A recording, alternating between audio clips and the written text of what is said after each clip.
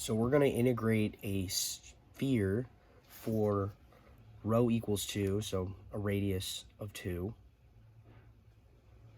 And to do that, we need to establish 3 variables that we're going to do this. So a theta naught and a theta final, integrate from a phi naught to a phi final, and from our rho naught to rho final. And so I'm going to explain what that means here. We're going to take the integral with respect to each of those variables. So if we're going to do a 2-unit radius sphere, we're going from a radius of 0 to 2. We're going to sum up each of those. And then we're also going to cover 180 degrees for our angle phi, or pi radians. So we're going to integrate that from 0 to pi. And the last part is to take that semicircle that we've established and revolve it 360 degrees. So that would be a 2 pi rotation. So if you take a semicircle and you revolve it 360 degrees, you get a sphere. So that's how we arrive at this. And so now we can set up the framework for our triple integral. And so what we're just going to be doing is multiplying those 3 separate integrals together and work our way from inside to outside. So we have our theta naught theta final, our phi naught phi final, and our rho naught rho final. And for a sphere, the formula is rho squared sine phi, and then d rho, d phi, d theta. And now we can evaluate.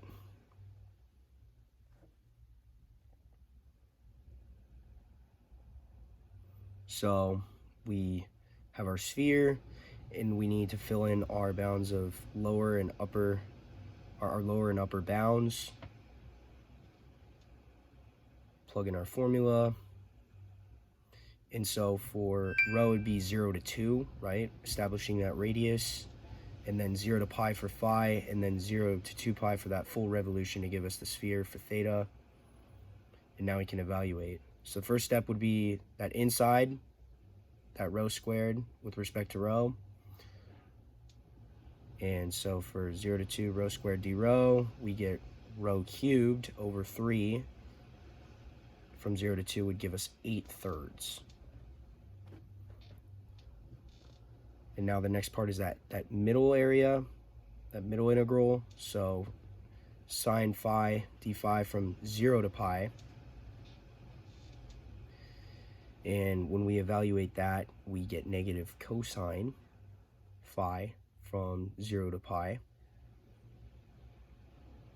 And finishing this will give us actually positive 2. So here's the work for that. Negative cosine of pi is positive 1 minus the negative cosine of 0, which is 1. So you get positive 2.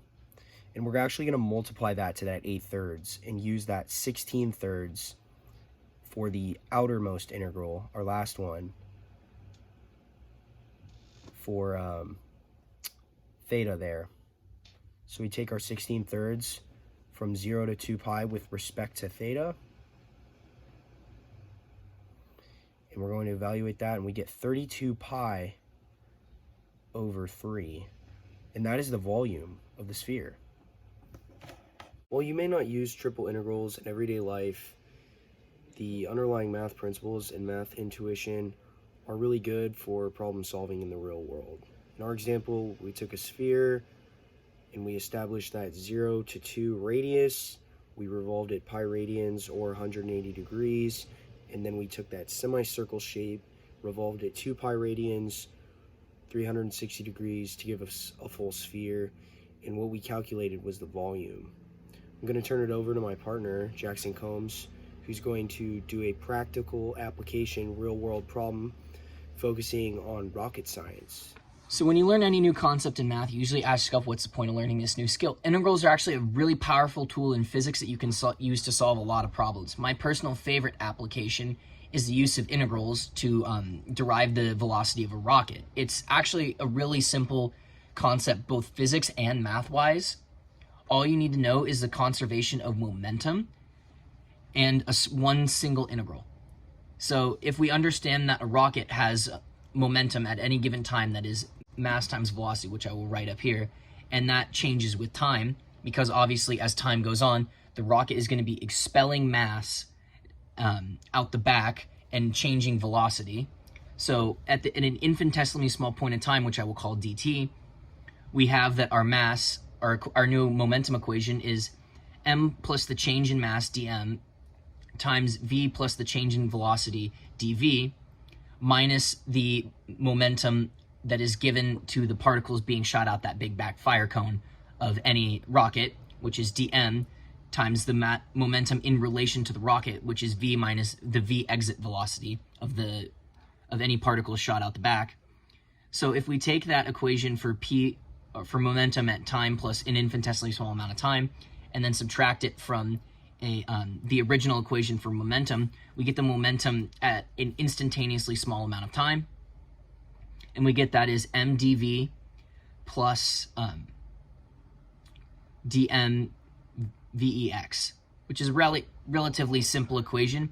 And in conservation of momentum, because we've accounted for all parts of this system, our p dt is equal to 0.